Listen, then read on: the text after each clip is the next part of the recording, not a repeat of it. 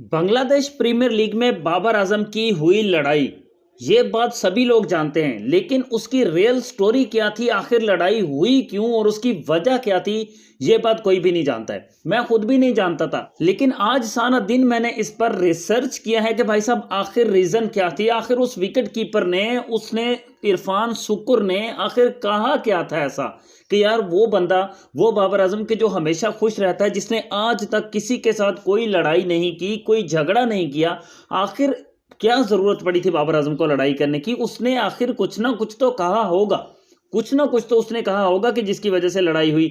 यहां पर ट्विटर पर ट्रेंडिंग में तो कल से दो चीजें चल रही हैं, एक बाबर आजम और दूसरा चल रहा है I am not talking to you.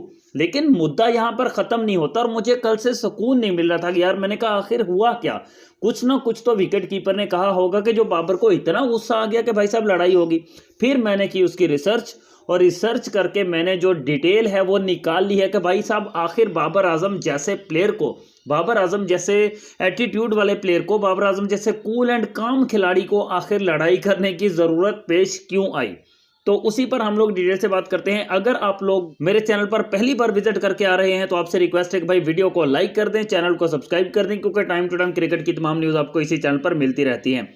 Babar Azam की कल बांग्लादेश प्रीमियर लीग में लड़ाई हुई, ये बात जंगल में आग की तरह से फैली हुई है। और बाबर आजम का कल से जो एटीट्यूड था, जो बाबर आजम का रिएक्शन था, जो लड़ाई का मूड था बाबर आजम का, वो तो बहुत सारे लोगों के दिलों को भा गया है। और कल से वो लोग तो खुशियां मना रहे हैं कि भाई आज तक हम लोगों ने बाबर आजम को किसी के साथ लड़ते नहीं देखा था, कोई गुस्से वाला हमने उसका एंग्री रिएक्शन नहीं देखा था, लेकिन अब देख लिया। वो खुश हैं कि बाबर का एंग्री रिएक्शन आया। लेकिन इसकी रियल स्टोरी जो है वो ये है कि जिस वक्त बाबर आजम की टीम बैटिंग कर रही थी, रंगपुर राइडर्स की टीम, और ढाका की टीम बॉलिंग कर रही थी, तो इनका विकेट कीपर है इरफान शुक्र, वो विकेटों के पीछे खड़ा हुआ था। जब इनका दूसरा विकेट गिरा, जब दूसरा विकेट गिरा रंगपुर राइडर्स का, तो उसने, विकेट कीपर ने ये कहना शुरू किया कि इट्स बाबर टर्न नाउ, अब बाबर आजम को आउट करना है। जबकि कुछ चीज़ें जो इस वक्त सोशल मीडिया पर चल रही हैं वो ये चल रही हैं कि वो बाबर आजम के बारे में ये वर्ड्स यूज़ कर रहा था कि बाबर को आउट नहीं करना, ये जब तक क्रीज पर खड़ा हुआ है हमें इसकी कोई प्रॉब्लम नहीं है। लेकिन ये हेट वाली बातें, मतलब ये वो बातें हैं कि जो बाबर के खिलाफ वाले बंदे जो हैं वो कर रहे हैं, और ये झूठ है। हकीकत बात ये है कि बाबर आजम के बारे में वो विकेट कीपर ये कह रहा था कि इट्स बाबर टर्न नाउ। और ढाका में ये मैच हो रहा था, ढाका के होम ग्राउंड पर हो रहा था। वहाँ के लोग जो हैं वो कुछ मतलब हिंदी भी समझते हैं, इंग्लिश भी समझते हैं, तो वहाँ पर वो हिंदी में भी कह रहा था, हिंदी में भी वो मतलब थोड़े वर्ड्स यूज़ कर रहा था कि इस बाबर को आउट करना है, कुछ इस तरह का करके।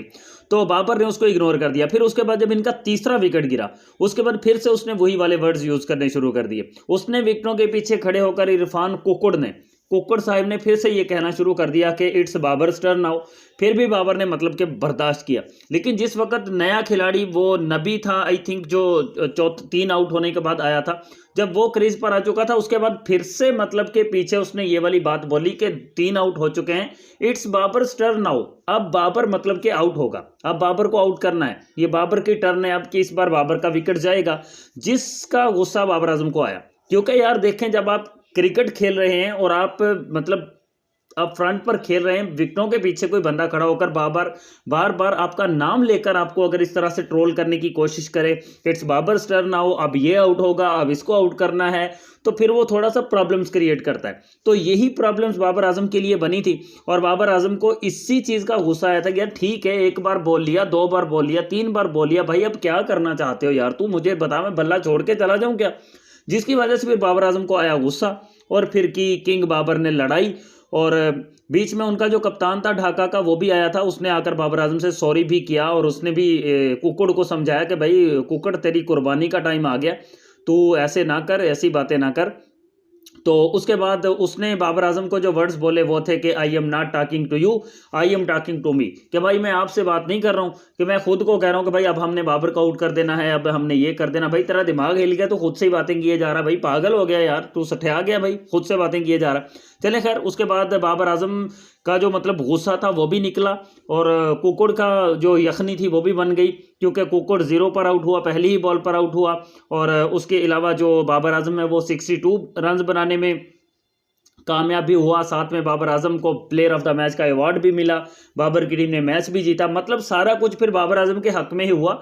और वो जो कह रहा था कि इट्स बाबर्स टर्न हो, भाई उसकी अपनी टर्न हो गई और उसका पत्ता जो है वो साफ हो गया और बाबर आजम जो है वो मैच भी जीत गया, प्लेयर ऑफ द मैच का अवार्ड भी ले गया, 50 भी कर गया और सारा कुछ जो है वो बाबर आजम ही लेकर उड़ गया।